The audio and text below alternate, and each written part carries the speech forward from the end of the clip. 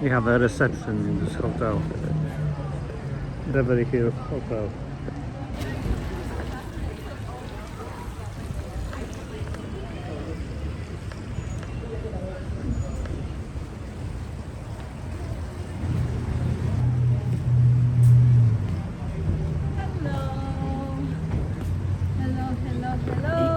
Ikaw siya mga si Bon, ikaw mga nangyayap.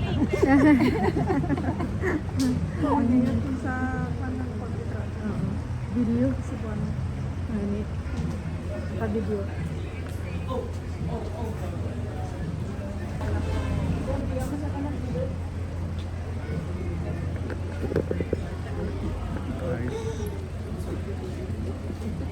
CR is there.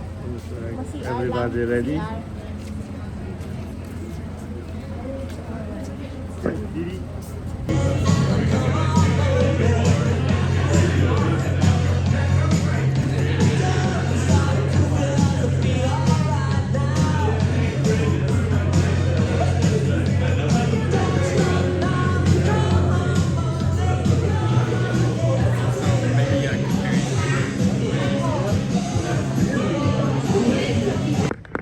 Think about a moment with my dad, big or small, a small memory, he forgot your name. I would love to hear it. Or if you had a bigger memory, I think it'd be special. We're gonna have time to give some speeches if you wanna share some moments. I have one idea of my dad, but in this room, you had a different version of him, and it'd be really nice to hear whatever version that you had with him. So think about it, reflect, write, perhaps speak, and then while you're waiting for food. So we're gonna have this table here with Taya and Sasha. You can be the first to go up, and then we'll go that back table, back here, zigzag. Does that make sense? Okay. If not, we'll direct it. All right, well, thank you everyone. There's drinks here. If you need something harder, there's a bar over there, back there. And that's about it. Okay, thank you.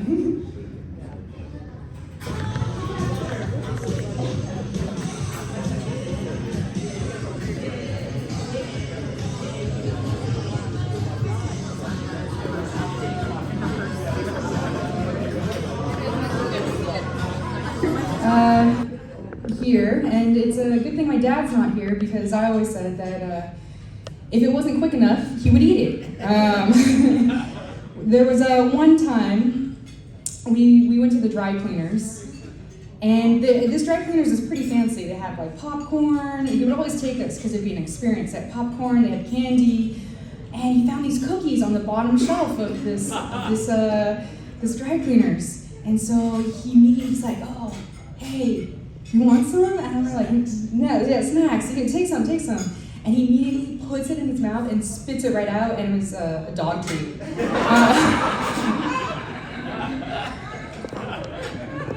And that wasn't the only time he's eaten something he shouldn't have. We went to Nordstrom Rack. Now, they're not known to have food. And we walk in, and he's like, "Oh, yogurt." Scoops it up, puts it in his mouth. It was lotion. I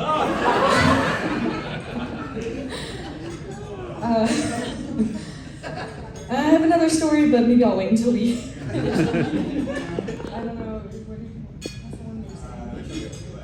Really for after? And I don't know if anyone else has a story they'd like to share. Doesn't have to be funny. Could be a favorite memory. I don't know, Christy, I'm gonna drag you. No? Mom? I'll tell a quick one. Okay, we got Sarah.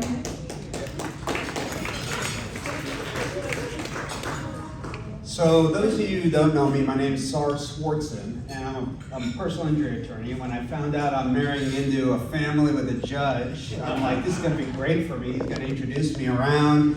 I'm going to get to know everybody, and I thought it was going to be fantastic. So I was at an event with him at our alumni at Southwestern Law School, and there were all these judges. And Malcolm, he liked to drink a little bit sometimes, and he had maybe imbibed a little too much, and he kept introducing me to all these amazing judges as Starzen. So that's how people got to know me, as his son-in-law, Starzen, not Sar Swartzen. So that was a very short-lived ability. But people who don't know, Malcolm, they talked about the coffee earlier, and he really did like his coffee. So before I asked Christy to marry me, I went to his chambers, and I kind of asked him, I said, hey, I want to ask your daughter to marry me, and he was like, this is great, let's celebrate with some coffee. Now, if you've never had Malcolm's coffee that he used to make in the toilet, essentially, of the chambers, he would put a very thick amount of Folgers or whatever else, crystals, and he would just give that to you in boiling, piping hot water. Didn't tell me, and I was drinking it, and I could feel my esophagus burn for 3 days thereafter. But that's what I remember about Malcolm. Hi everybody, my name is Bruno Gianni, and my family asked me to say something, but I said, guys, look my English. And they said, speak slowly, they might not notice. Guys, I met Malcolm a few years ago, and he came to our home to Calgary. And first time I saw him in the person. Then I saw the older man, you know, he has the problem with walking. And we wake up very early in the morning, and we drive 4 hours to some beautiful town in Canada. The weather was very bad, it was raining, was wind, was very cold. When we come back home, it was around 7 o'clock evening time. And we didn't have time even take a shower. We just fresh up, changed, and we went for a party to our cousin. We come back 2 o'clock after midnight. Rachel and Peppa went to bed, and I asked Malcolm, hey, do you want something to drink? And he said, whiskey will be fine. We took 3 drinks. 4 o'clock in the morning, we went to bed. And Rachel wake up 8 o'clock in the morning, and we drive to Lagos. For me, Malcolm was a warrior, you know, was a great man. Thank you so much.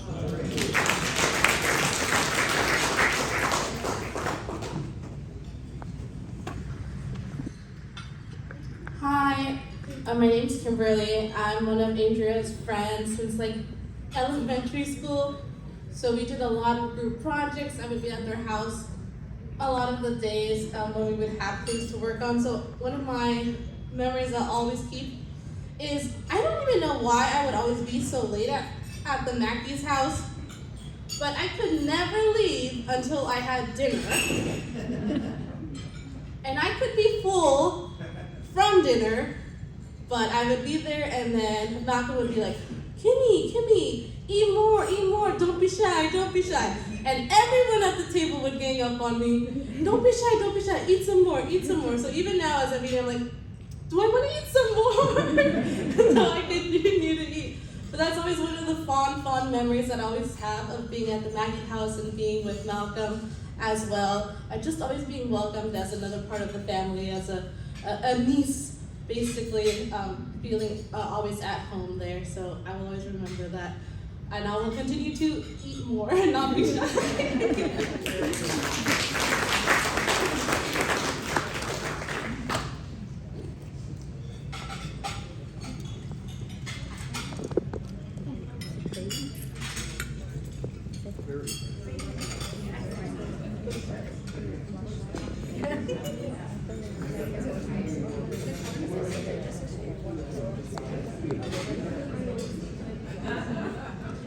Hello everyone, my name is Brianna and this is Brianna.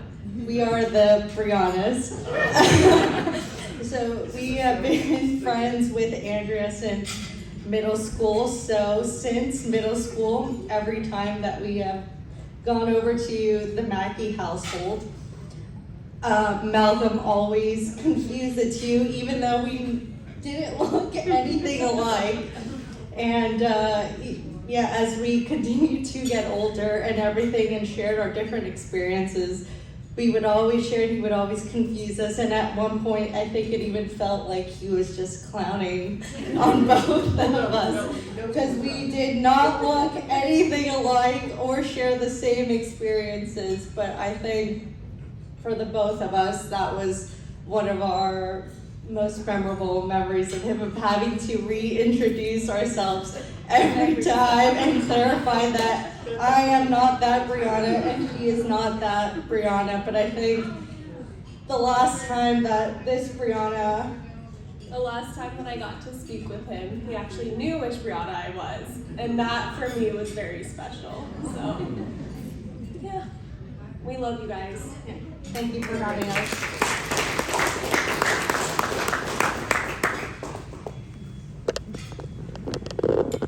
Paul Bacigalupo. I was a colleague with Malcolm and some of my friends who are here today as well. And Malcolm was on the bench for a long time, as we all know. And he was iconic in that sense because one of the longest serving judges in the state of California, really was. In fact, I think he was the oldest judge in the state of California. But to serve for 40 years is extraordinary, right? When one could retire after 20 years. But putting that aside, I had the privilege and pleasure to travel with Malcolm and his family around the world. So I first traveled with Malcolm on a judicial trip, and we went to Turkey. There was about 8 of us, and we were hosted by a group, a delegation, and we had the opportunity to meet dignitaries and many people involved with the law. Malcolm, though, was an individual who had no pretense. He had nothing that would hold him back. No matter where he was, within what group of people he was around, he didn't mind just putting out there whatever he thought. Yes. He would do that anyway. He would let you know what's going on. Anyway, we were at some event, and the original Prime Minister of Turkey at the turn of the century in the 1900s was someone by the name of Suleiman. Now, Suleiman is a common Arabic name throughout Islam and the Arabic world. So we would be at these events, and dignitaries, and he would be sitting there, and all of a sudden he would just announce, Suleiman! What? What's going on? Okay, hi Malcolm. 20 minutes later, Suleiman! So after about the 4th or 5th event that we were attending, when he just outburst Suleiman, well, nobody really noticed anymore, but that's the kind of individual he was. He just loved breaking ice. He loved everybody coming together, and he had that capacity to do that because it was not about Malcolm being with dignitaries. It didn't matter who you were or what walk of life you're from. He just wanted to enjoy your company.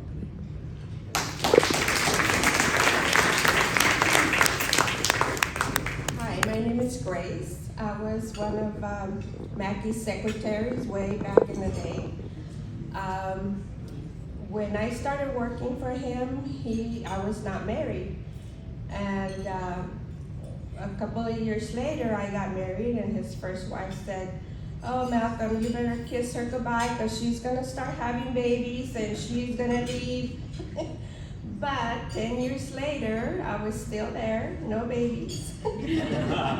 But he said, "Oh, you're my office manager, you're this, you got me organized." And I said, yeah. He would set up trials when he was in court, and I would set up a trial in the office, and then we were like conflicted. So I said, no, none of that. This is what we're gonna do. We're gonna have a system. So we did, and it worked out really well. So I was, when he ran for office the first time, I became his treasurer. And so I was his secretary, his office manager, his treasurer. And so we parted ways at that time. He went off to become a judge and I went off to become a mom. So it was an honor and a pleasure working for him, and I was here for his 90th birthday. We danced, we had a great time, and he was an awesome guy. Fun, full of fun. We're gonna miss him.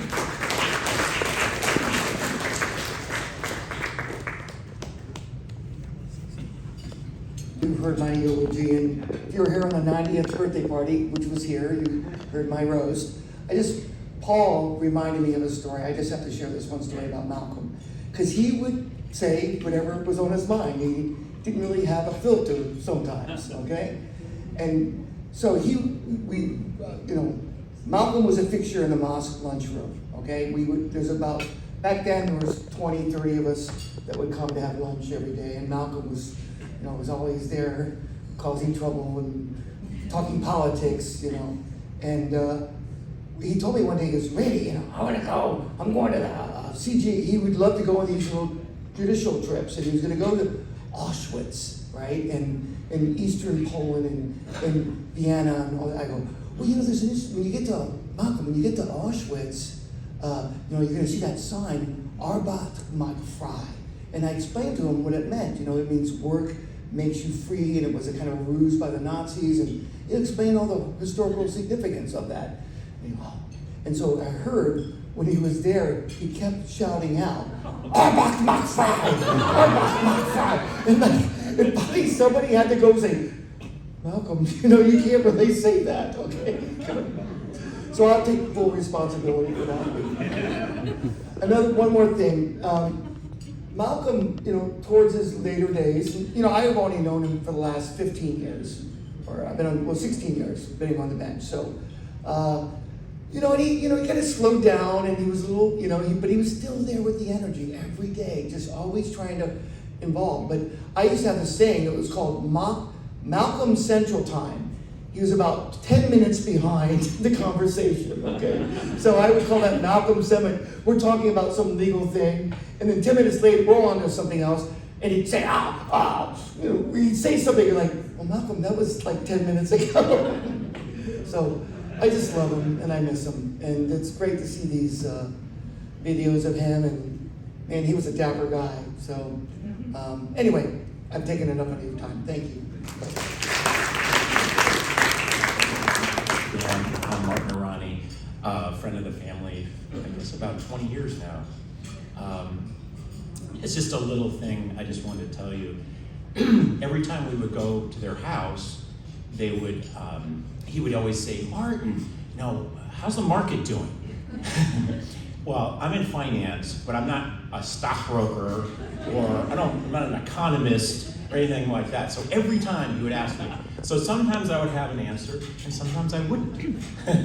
In other words, a couple of times I had to kind of make up what I thought he might want to hear. But most of the time it was positive, so I never said anything negative. I just hope we didn't trade on it. I just wanted to tell you, toward the end of the times I would go to their house, he would have to read the news before he went over there. Even though I don't study it every day, I'm not stock picking. But he thought I was a stockbroker. I don't know.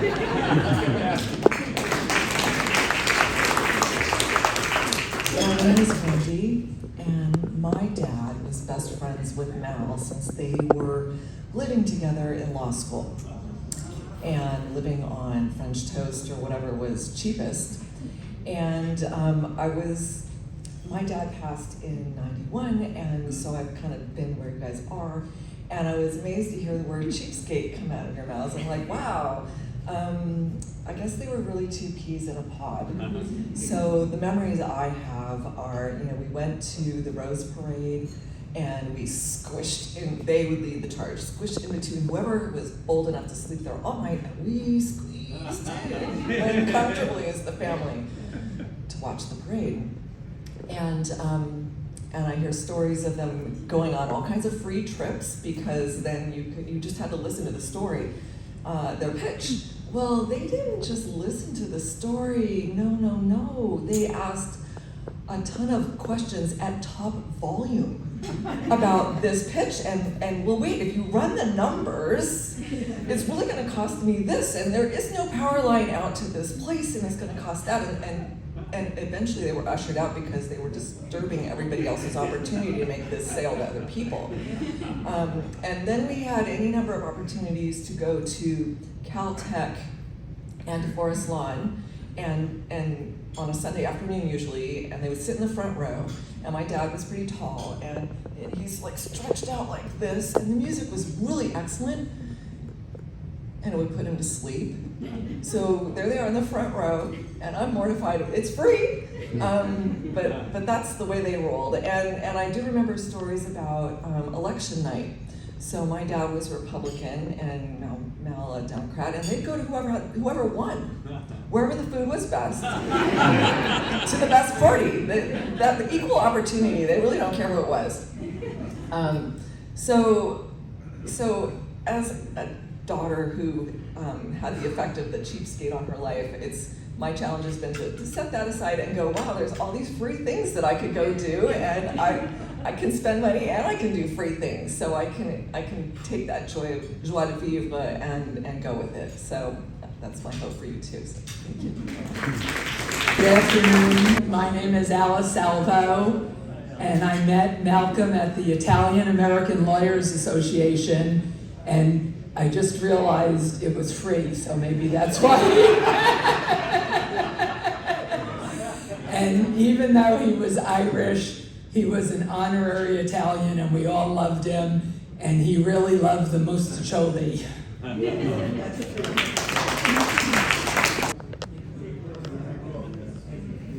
Hi, good afternoon. I know there's a lot of love in this room, and my dad and Malcolm had a very serendipitous meeting. So my dad tells me the story that he's in Boracay, which is an island in the Philippines, and he sees this man alone, having a beer, looking like he's having a great time. My dad tells me, I wanted to bring that guy over. So he invited him over, and yeah, the rest was history. They were fast friends and friends for a long time ever since. So I'm very happy they made that connection. I have a godbrother out of that. So yeah, my dad's still in the Philippines, but he sends all his love and all his affection. And I just have another memory. I remember when we all went to the Getty, and I think I was in junior high, and it was just such a nice memory to see. We all just got together as two families, and we just enjoyed the beautiful art in LA, and also had just a lovely time together. And it's one of those memories I always remember, because at the end, we all had a treat. We all went to that beautiful cafe over there and overlooking the 405 and the great views. Every time our families get together, it's almost like time doesn't pass. And I remember Malcolm was still, he just remembered everything. And even just the last time I talked to him, he just had this incredible memory. He remembered things about my brother, things about me and my dad. So it's a treasure to have been part of this circle, and I'm sure everyone feels the same. So thank you.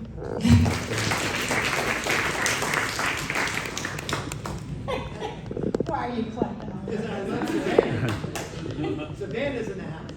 I am Milry Calhoun. I'm Malcolm's half-sister.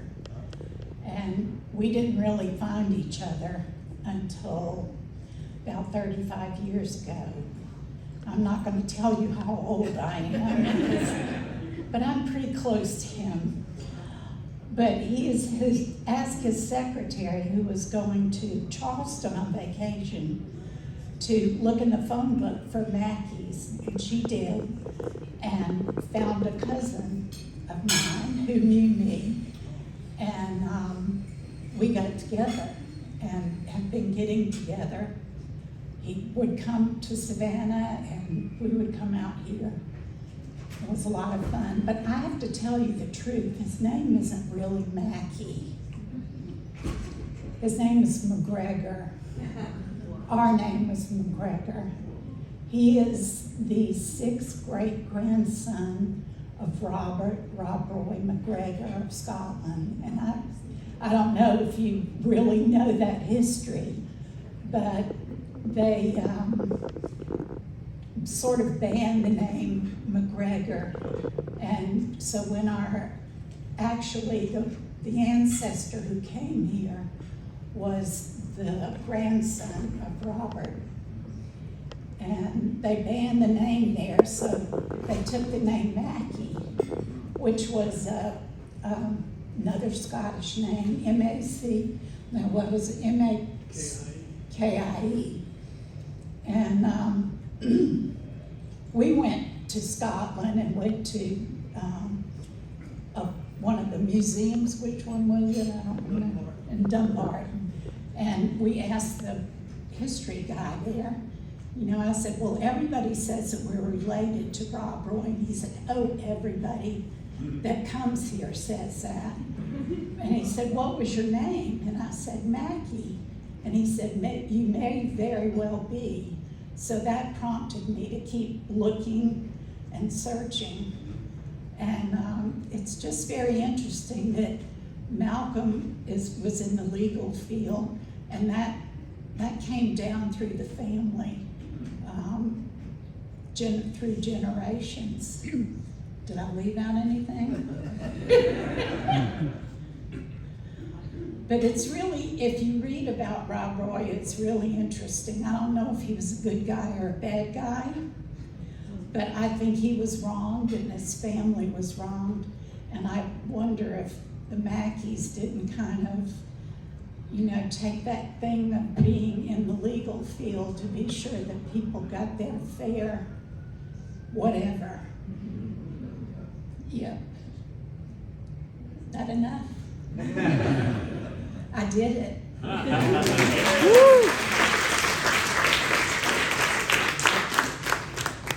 Andy Calhoun, Miller's husband, so that makes me Malcolm's half brother-in-law. But one quick story following up on after she and Malcolm got together. One of Malcolm and Rachel's first trips to Savannah, they stayed with us in our house, which was absolutely wonderful. But we'd been touring around, going to Paula Dean's restaurant and all these places that they wanted to go.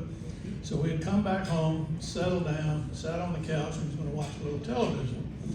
Well, a terrible thunderstorm blew up, and we just kind of sitting there listening, lightning, pow, pow, pow, everywhere, and it suddenly hit a tree in our backyard and came down through the cable, TV cable, into the house and just blew the television apart while we were all sitting there. So I got to make a sideline to that. Rachel was in the kitchen making her lumpia. Well, we thought, wow, and I said, ever since then I thought, this guy, Malcolm Mackey, can stir up a storm.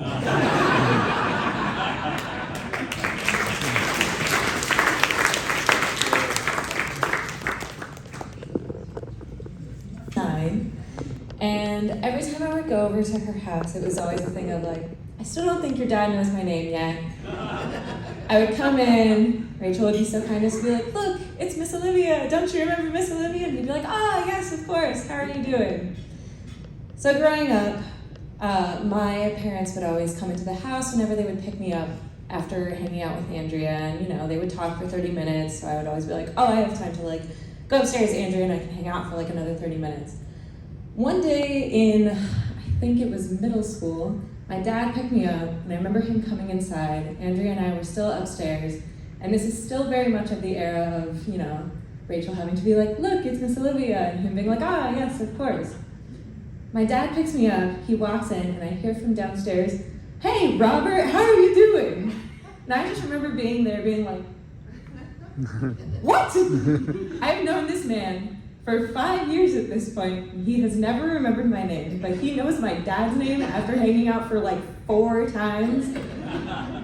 So that was the moment that I realized it was maybe a joke the whole time. To be honest, I'm still not really sure, but I know that he had a lot of love for all of us, and whenever we would come over to the house, he always made such a big thing about it. He would always come over and talk to everyone for at least 30 minutes, so just know we all loved your dad, and we're all gonna miss him, but we're all very happy that we still get to have you around.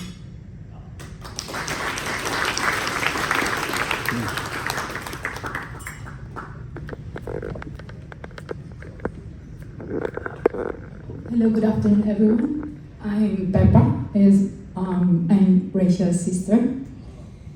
And they keep asking me to come. I said, I'm so shy. And I'm not ready. And I have to think. And I think I have a good thing to share.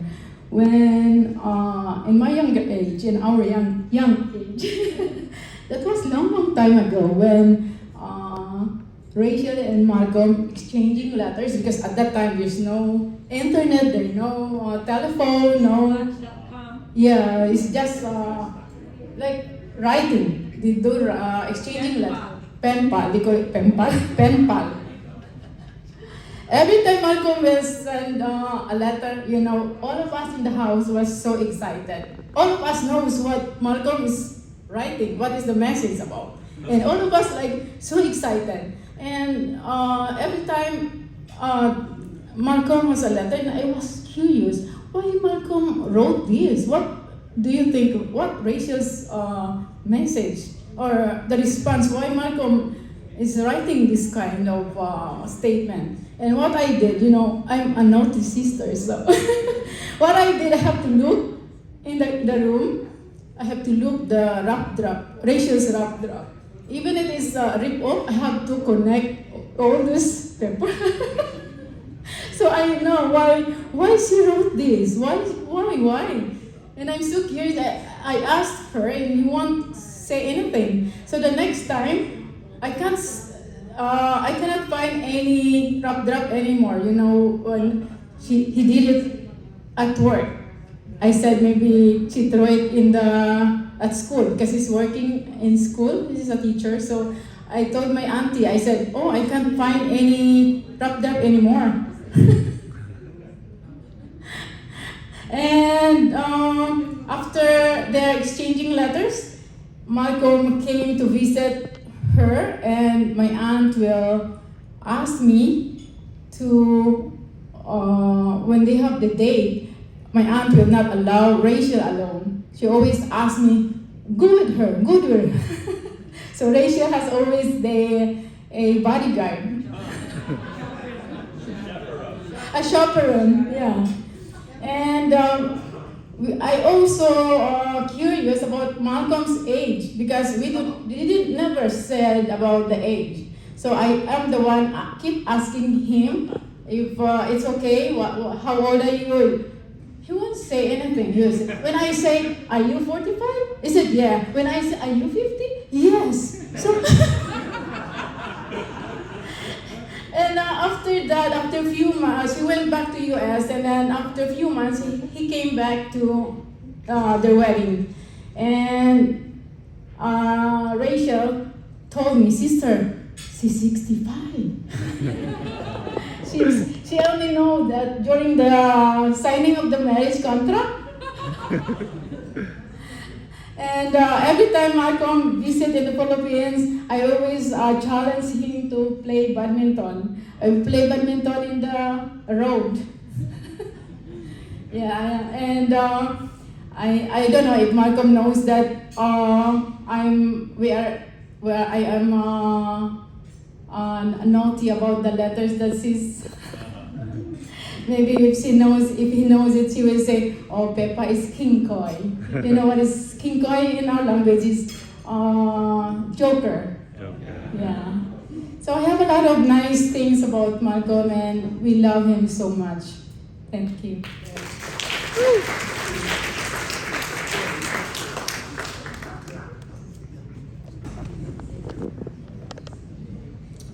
I'm Carl. I'm Andrea's boyfriend.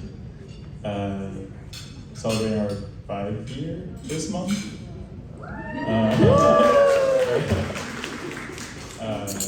But the first time I I met Malcolm, Andrea had prefaced like, "Oh, my dad's a judge," so I was like super nervous. I'm like, is he gonna do a background check on me? So I had to read up on him. I had to like find out a little bit about him and like, wait, Andrew didn't say that he had cases back in like the 80s.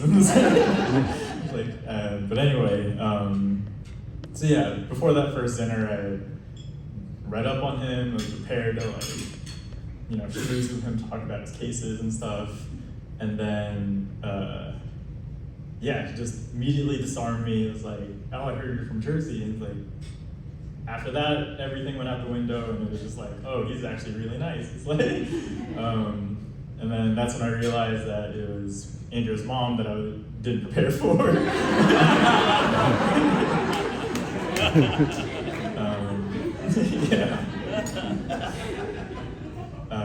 But yeah, no, I always appreciated that Malcolm was always very, kind.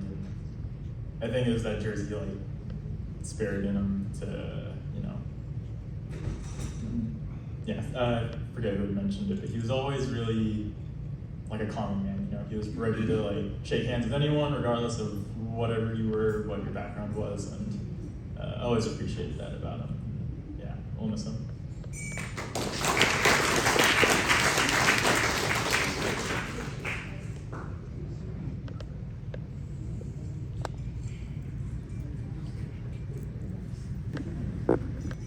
My name is Susan Greaves, and I'm Malcolm's sister-in-law. I was married to his brother George for 55 years, so I know Malcolm a very long time. And we lived in New Jersey, and he lived in California, and probably every 3 or 4 years he'd come to New Jersey, and he was our tour guide. He would take us to New York City, and he took us to Ellis Island, and